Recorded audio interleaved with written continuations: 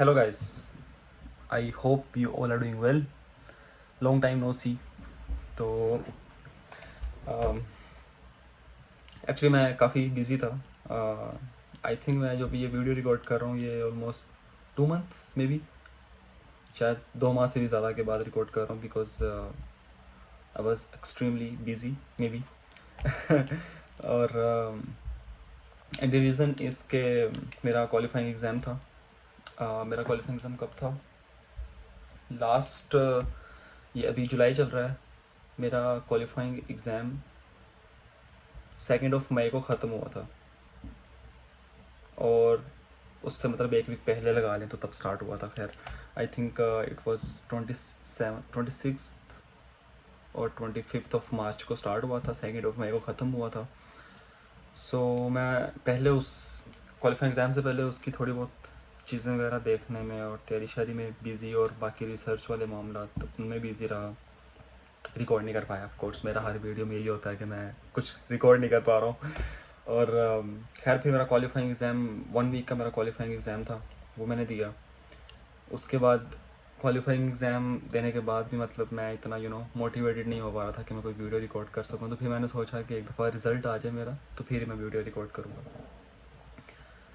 खैर I was expecting कि result जल्दी आ जाएगा, maybe within 1 week और 2 वीक्स, बट आफ्टर 1 मंथ जो है वो मेरा रिज़ल्ट आया क्वालिफाइंग एग्ज़ाम का, जो कि मैंने पास कर लिया अल्हम्दुलिल्लाह.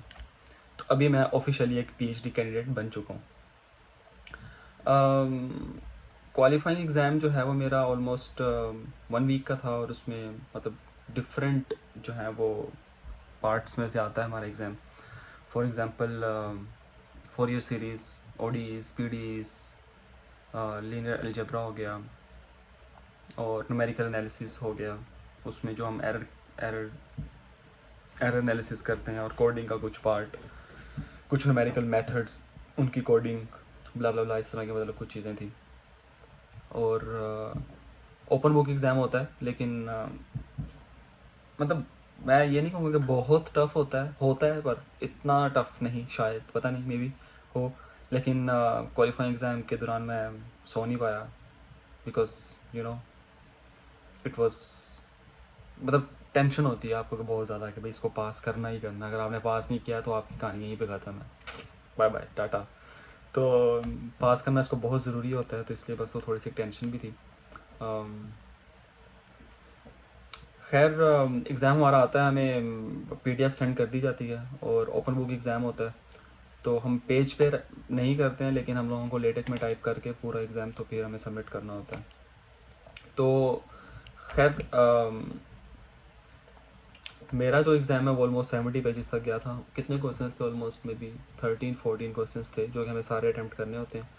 ओपन बुक होता है, आप कुछ भी करो, कहीं से भी देखो, कोई रिस्ट्रिक्शन नहीं है. बस एआई वगैरह यूज़ ना करो.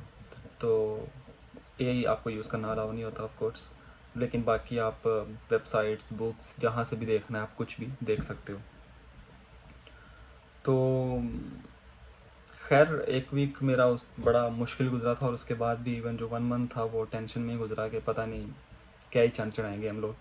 लेकिन अच्छा ही हुआ है अल्हम्दुलिल्लाह, पास हो गया मेरा क्वालिफाइंग एग्ज़ाम. कुछ केसेस में ऐसा होता है कि आपको डायरेक्ट ईमेल आती है कि आपने पास कर लिया, और कुछ केसेस में ऐसा होता है कि अगर आपको कोई मे बी 1-2 क्वेश्चंस जो कि उनको फील होता है कि ठीक नहीं है या इन पर और हो सकता है काम, तो आपको रिवीजन भी आ सकती है. और या कुछ केसेस में ऐसा होता है कि डायरेक्ट फेल ही होता है. तो खैर मुझे रिवीजन भी नहीं आई अल्हम्दुलिल्लाह और मेरा डायरेक्ट पास हो गया. तो अभी एक क्वालिफाइंग एग्ज़ाम वाली तो टेंशन ख़त्म हो गई है, जान छूटी. लाइक मोस्टली स्टूडेंट्स जो हैं वो वैसे पीएचडी के सेकंड ईयर में देते हैं, जाके मैंने पीएचडी के फर्स्ट ईयर में ही दे दिया. तो ये मेरे एक दिमाग से टेंशन उतर गया, बस मैं क्वालिफाइंग एग्ज़ाम की टेंशन नहीं है मुझे. तो ऑफिशियली अब मैं एक पीएचडी कैंडिडेट बन चुका हूँ.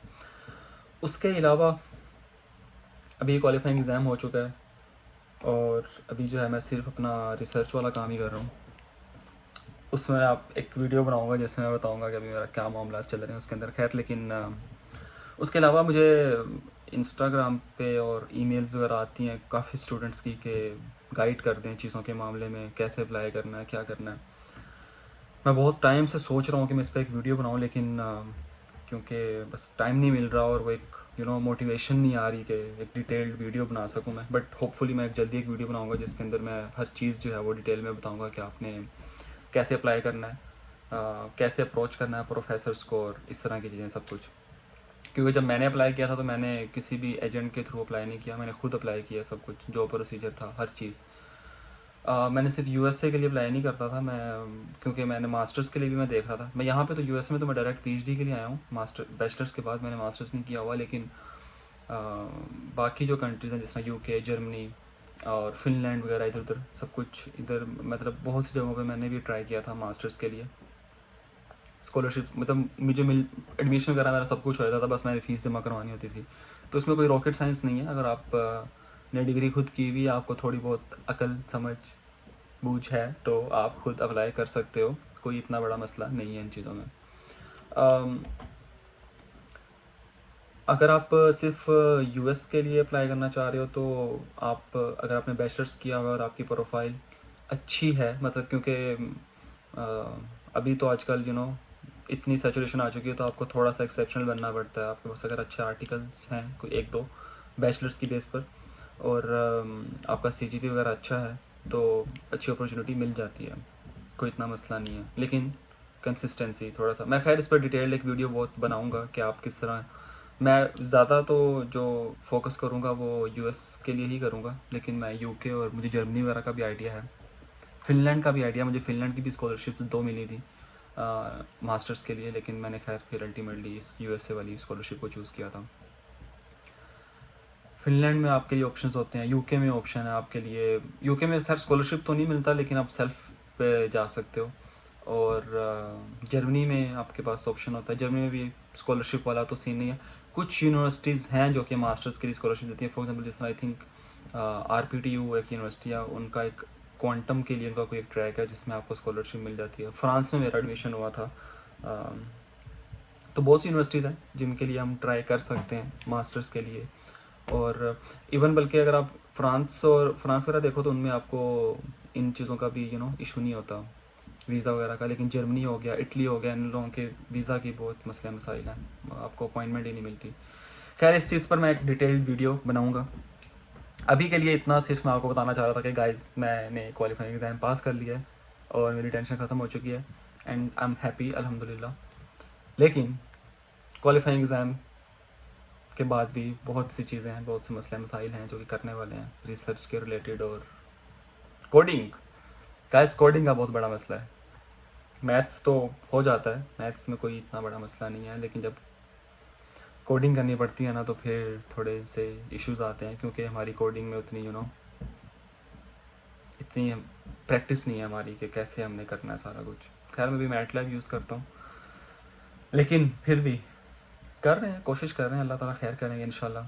बाकी मैं अब जो नेक्स्ट वीडियो बनाऊंगा मैं होपफुली इसी चीज़ पर बनाऊंगा कि आपने यूएस की यूनिवर्सिटीज़ के लिए कैसे ट्राई करना है और क्या क्या ऑप्शंस आपके लिए अवेलेबल हैं, ताकि एक वीडियो बन जाए और जिस स्टूडेंट को भी कोई इन्फॉर्मेशन चाहिए हो तो वो इस वीडियो से उसको मिल जाएगी।